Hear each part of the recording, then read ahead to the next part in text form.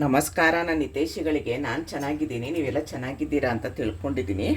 ಇವತ್ತೊಂದು ಸಿಹಿ ಕುಂಬಳಕಾಯಿ ಪಲ್ಯ ಮಾಡೋಣ. ಅದಕ್ಕೆ ಏನೇನು ಬೇಕು ಅಂದರೆ ನೋಡಿ, ನಾನು ಕೊಬ್ಬರಿ ಎಣ್ಣೆ ಹಾಕ್ಕೊಳ್ತಾ ಇದ್ದೀನಿ. ನೀವು ಯಾವ ಎಣ್ಣೆ ಆದರೂ ಹಾಕ್ಕೊಳ್ಬೋದು.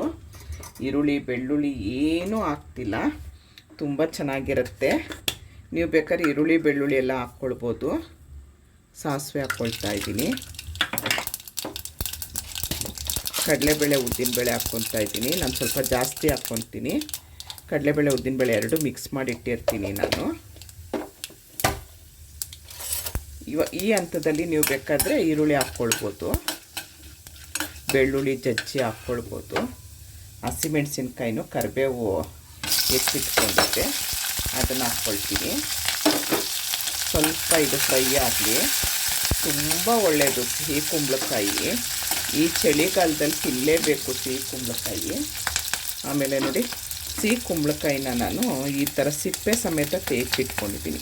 ಸಿಪ್ಪೆ ತುಂಬ ನಮಗೆ ಒಳ್ಳೆಯದು. ಸಿಪ್ಪೆ ಎಲ್ಲ ಆದಷ್ಟು ತರಕಾರಿದ್ದು ಯಾವ್ಯಾವ ಹಣ್ಣಲ್ಲಿ ಸಿಪ್ಪೆ ತಿನ್ನೋಕ್ಕಾಗತ್ತೆ ಅದನ್ನು ಬಳಸಬೇಕು. ತುಂಬ ಒಳ್ಳೆಯದು, ಬಿಸಾಡಬೇಡಿ.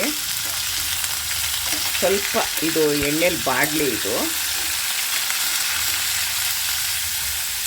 ನೋಡಿ, ಈಗ ಸ್ವಲ್ಪ ಉಪ್ಪು ಹಾಕ್ಕೊಳ್ತೀನಿ. ನೋಡ್ಕೊಂಡು ಉಪ್ಪು ಹಾಕ್ಕೊಳ್ಳಿ, ಯಾಕಂದರೆ ಚಪಾತಿ ನೀವು ದೋಸೆಗೆಲ್ಲ ಚೆನ್ನಾಗಿರುತ್ತೆ ಇದು. ಆವಾಗ ಅದಕ್ಕೂ ಉಪ್ಪು ಹಾಕಿರ್ತೀವಲ್ವ ನಾವು ದೋಸೆಗೆ ಚಪಾತಿಗೆಲ್ಲ, ಹಾಗಾಗಿ ಇದಕ್ಕೆ ನೋಡ್ಕೊಂಡು ಹಾಕ್ಕೊಳ್ಳಿ.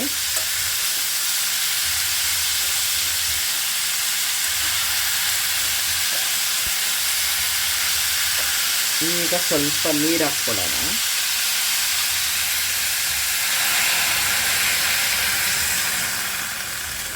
ಸಾಕು, ಅದು ಬೇಗ ಬೇಯುತ್ತೆ. ನೀವು ಇದಕ್ಕೆ ಅವರೆಕಾಯಿ ಇದ್ರೂ ಹಾಕ್ಕೊಳ್ಬೋದು, ಚೆನ್ನಾಗಿರುತ್ತೆ ನೋಡಿ. ಸಾಕಿಷ್ಟು. ಇವಾಗ ಮುಚ್ಚಿಟ್ಬಿಡೋಣ. ಅದು ಬೇಯೋ ಅಷ್ಟರೊಳಗಡೆ ನಾವು ಒಂದು ಸ್ವಲ್ಪ ತೆಂಗಿನಕಾಯಿ ತುರ್ಕೊಂಬಿಡೋಣ. ನೋಡಿ, ಈ ಥರ ತೆಂಗಿನಕಾಯಿ ತುರಿಯೋ ಸಿಗುತ್ತೆ. ನಾನು ಮಾರ್ಕೆಟಲ್ಲಿ ತೊಗೊಂಡಿದ್ದೆ, ಅವಾಗ 25 ರೂಪಾಯಿ ಕೊಟ್ಟಿದ್ದೆ. ಈಗ ಆನ್ಲೈನಲ್ಲೆಲ್ಲ ಸಿಗುತ್ತೆ, ಚೆನ್ನಾಗಿರುತ್ತೆ. ಅವಾಗ ಹಿಂಗೆ ತುರ್ದು ಅವಾಗ ಫ್ರೆಶ್ಶಾಗಿ ಹಾಕೋದಕ್ಕೆ ನನ್ನ ಹತ್ರ ಇದಿದೆ. ಒಂದು 3-4 ಥರ ಇದೆ ತುರಿಯೋದು. ಇದು ಸುಮ್ಮನೆ ಅರ್ಜೆಂಟ್ಗೆ ನನಗೆ ಇವಾಗ ತುರ್ದಿಟ್ಕೊಳಕ್ಕೆ ನಾನೊಂದು 2-3 ತೆಂಗಿನಕಾಯಿನ ತುರ್ದು ಫ್ರೀಝರಲ್ಲಿ ಇಟ್ಕೊಂಬಿಡ್ತೀನಿ. ಇವಾಗ ತುರಿಯೋಕ್ಕಾಗಿಲ್ಲ, ಅದಕ್ಕೆ ಅರ್ಜೆಂಟಾಗಿ ಈ ಥರ ತುರ್ಕೊಳ್ತಾ ಇದ್ದೀನಿ. ತೆಂಗಿನಕಾಯಿ ಸ್ವಲ್ಪ ಜಾಸ್ತಿ ಹಾಕ್ತೀನಿ ನಾನು. ಆಮೇಲೆ ತೆಂಗಿನಕಾಯಿ ಬಳಸೋದು ಜಾಸ್ತಿ ನಾನು. ನಮ್ಮ ಕಡೆ ಉಡುಪಿ ಕಡೆ ಬೇಳೆ ಎಲ್ಲ ಕಡಿಮೆ, ತೆಂಗಿನಕಾಯಿ ಜಾಸ್ತಿ ಬಳಸೋದು. ನೋಡಿ ಎಷ್ಟು ಚೆನ್ನಾಗಿ ತುರಿ ಬರುತ್ತೆ. ಈಗ ಒಂದು 50 ರೂಪಾಯಿಗೆಲ್ಲ ಸಿಗುತ್ತೆ.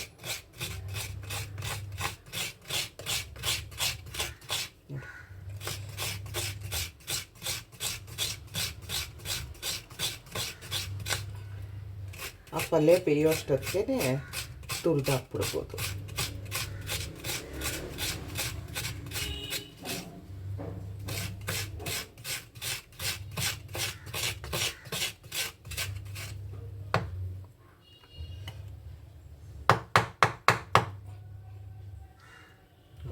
ಇಷ್ಟು ಸಾಕು ನನಗೆ.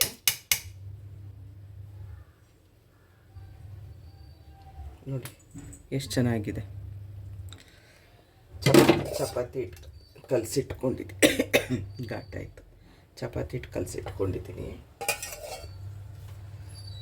ಇದನ್ನು ಇವಾಗ ಪಲ್ಯಾಗ ಹಾಕ್ಕೊಂಡ್ಬಿಡ್ತೀನಿ.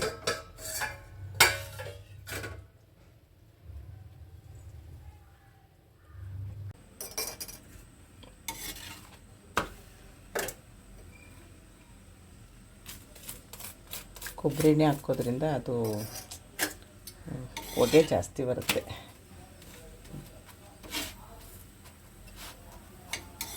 ನೋಡಿ, ಕುಂಬಳಕಾಯಿ ಪಲ್ಯ ಚಪಾತಿ ಬಿಸಿ ಬಿಸಿ ಇದೆ, ತಿನ್ನಬೇಕು.